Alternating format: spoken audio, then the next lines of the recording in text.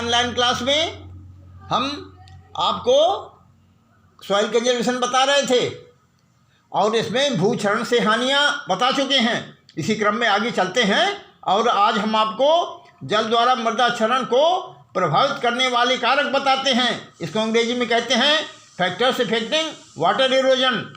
तो इसके लिए एक सूत्र समझ लीजिए, इससे आपको क्लियर हो जाएगा। E=F और ब्रैकेट में लिख दीजिए C.T.V.S.H.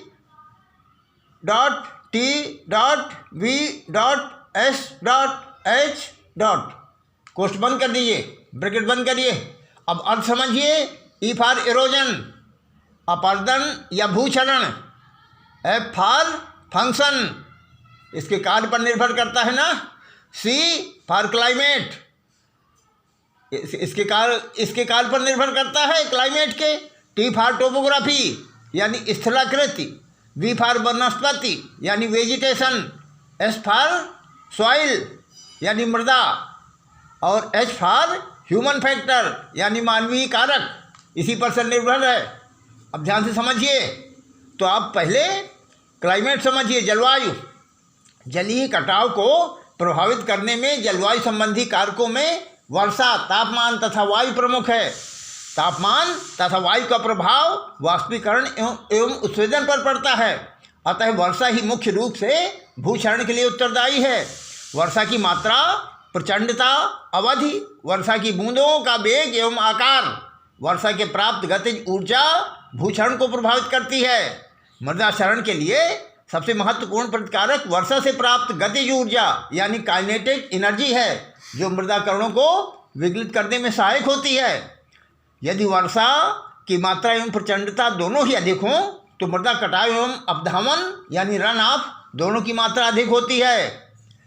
अधिक प्रचंडता के साथ थोड़ी ही अवधि तक होने वाली वर्षा, इसके द्वारा क्षरण अधिक नहीं होगा।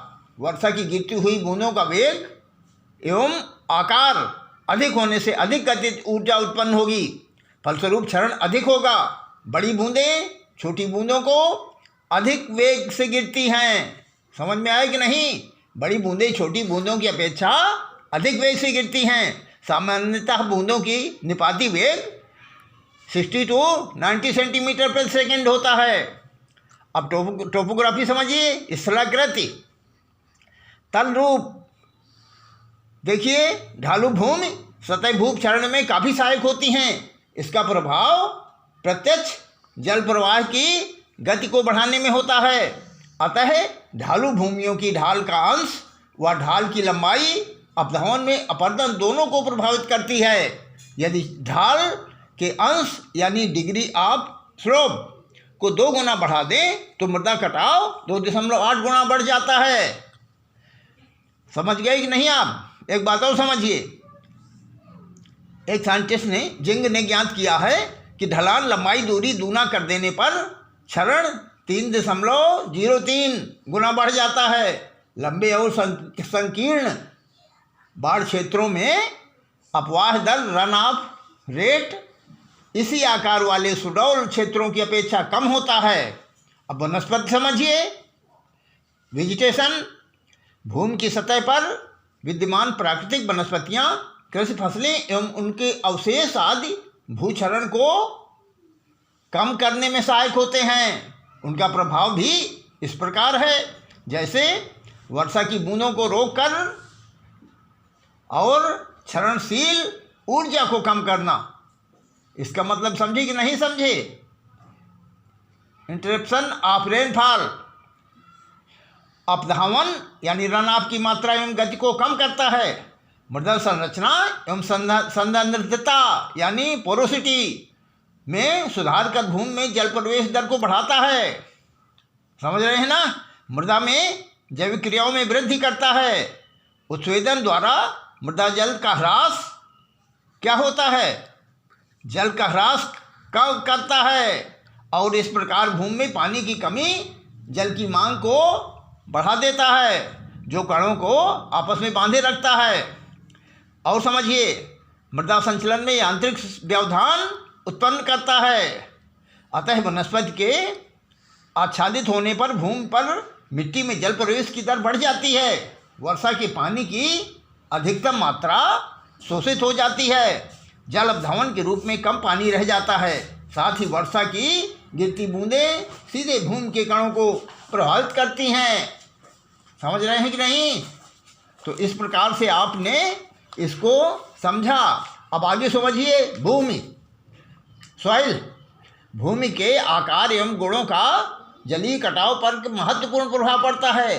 भूमि की बनावट तथा संरचना के साथ साथ भौतिक एवं रासायनिक गुण जलीय कटाव में कटने तथा बहने से अवरोध उत्पन्न करके अपना प्रभाव डालते हैं।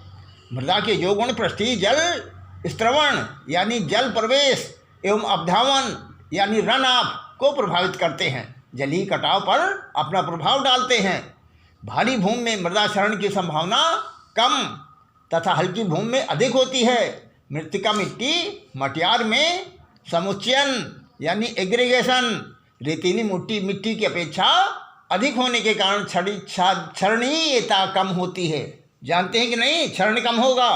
भारी मिट्टी के कण कटाव के प्रति अवरोध उत्पन्न करते हैं। गहरी पारगम्य भूमियाँ उथली पारगम्य भूमियों की तुलना में कम क्षरणीय होती हैं।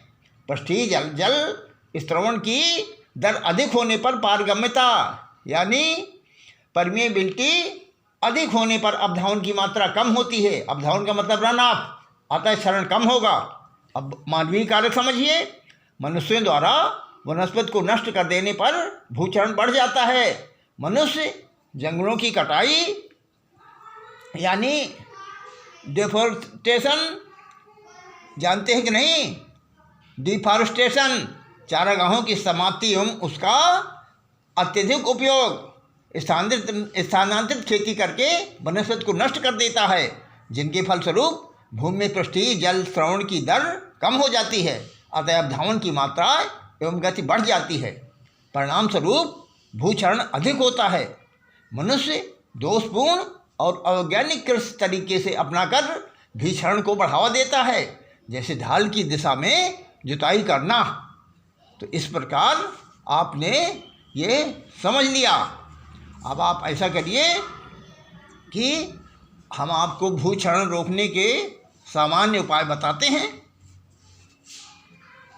देखिए, भूमि के कणों का ह्रास रोकने के साथ साथ भूमि की उत्पादकता यानी प्रोडक्टिविटी बनाए रखना भूमि संरक्षण कहलाता है।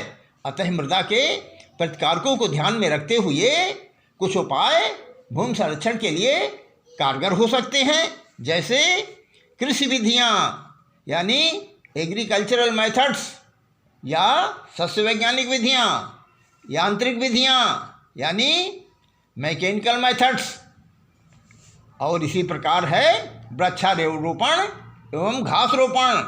इसका मतलब है एफॉरेस्टेशन एंड एग्रोइकोलॉजिकल मेथड्स। तो अब हम आपको डिटेल में बाद में बताते हैं। पहले आप प्रश्न लिखिए और उसका उत्तर लिख के हमारे पास भेजिए।